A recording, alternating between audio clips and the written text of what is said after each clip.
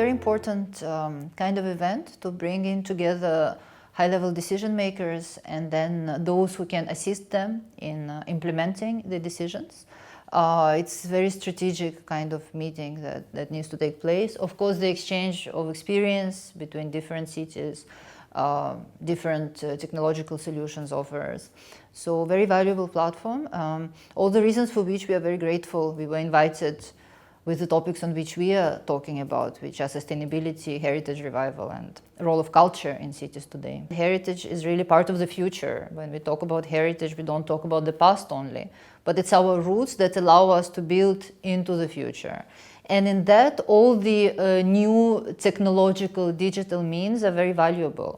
So it's not about a conflict between the past and today, the present and the future, but it's really growing together for an optimal outcome. So I think this message we really managed to put it across and it was well received. I see a very important challenge in the way we build cities today.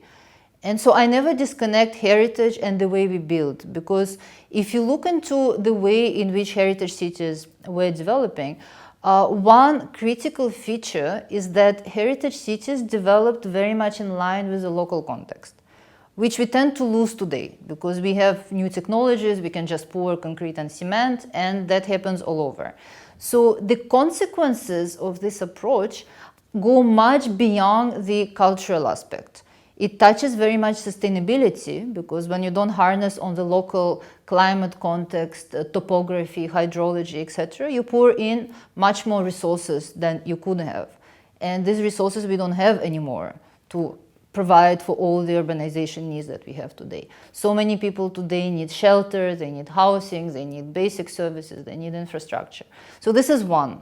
But two, the way we try to address this issue today is not leading us anywhere either, because we lose cultural identity, we lose connectivity between citizens and their place. They don't see anything that is valuable anymore because it's just so uniform, it doesn't reflect them as such. We're very much looking forward to collaborating with the World Bank as a convener, as a policy influencer, and we can bring the technical experts to brainstorm on technical solutions, but this is only one part of the way we can address things. The second part becomes finding convincing arguments for policymakers to take this on board. And eventually it leads to a whole revolution, of the structure in which we are building today. Natural heritage is what? It's natural ecosystems, blue-green ecosystems.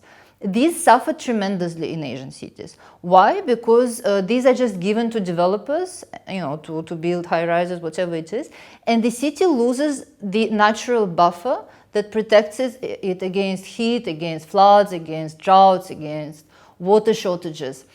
So for a politician to actually take this step and say, okay, I protect this natural ecosystem, how does he gain visibility on that? You need to learn how to communicate properly.